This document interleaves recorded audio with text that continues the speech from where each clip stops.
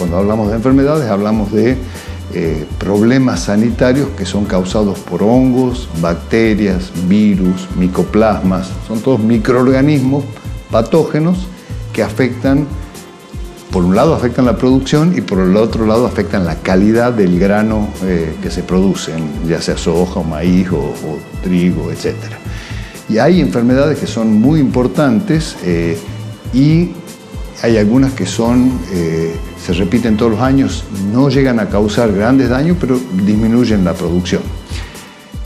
A medida que el cultivo fue aumentando en superficie y sobre todo con la práctica del monocultivo, es decir, hacer soja todos los años sin hacer la rotación que se recomienda, se empiezan a acumular las enfermedades en el terreno y empiezan a impactar un poco más.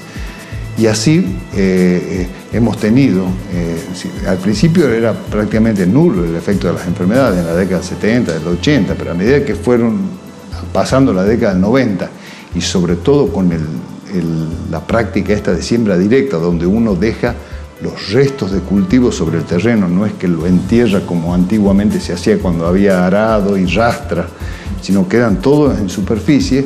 Al quedar en superficie quedan también disponibles los patógenos que van afectando al cultivo. Entonces se va haciendo como una acumulación de lo que llamamos el inóculo del patógeno, que es aquellas estructuras que van a empezar la enfermedad. Entonces, muchos años ya de siembra directa, en la década del 90 y de monocultivo de soja, trajeron aparejado que empiecen a aparecer algunos problemas sanitarios serios. Y hubo en la campaña 1996-97 y al año siguiente, en el 97-98, hubo una explosión de una enfermedad que fue muy importante acá en el norte argentino y también en partes de Córdoba, una enfermedad que se llama cancro del tallo.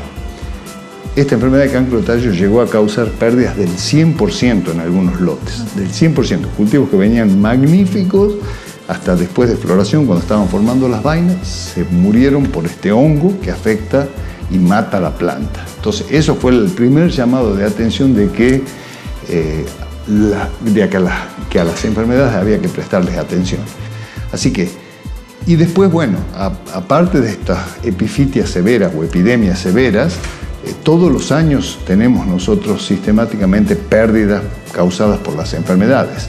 Y para eso entonces lo que hacemos nosotros acá es estudiar, no solamente estudiamos la biología de estos patógenos, cómo es la evolución de las enfermedades, lo que llamamos su epidemiología, sino que fundamentalmente estudiamos el método de combatirlas. Una de las mejores maneras, de los métodos económicos más eficientes y económicos de combatir las enfermedades es usando variedades que tengan resistencia genética a los patógenos. Entonces, pero para eso hay que identificarlas, hay que hacer pruebas inoculando con los patógenos y detectando cuáles son las variedades, viendo en distintos ambientes.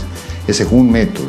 Otros métodos es la utilización de fungicidas, o sea, el control químico que llamamos. Entonces hay que probar los diferentes ingredientes activos, probar los momentos de aplicación.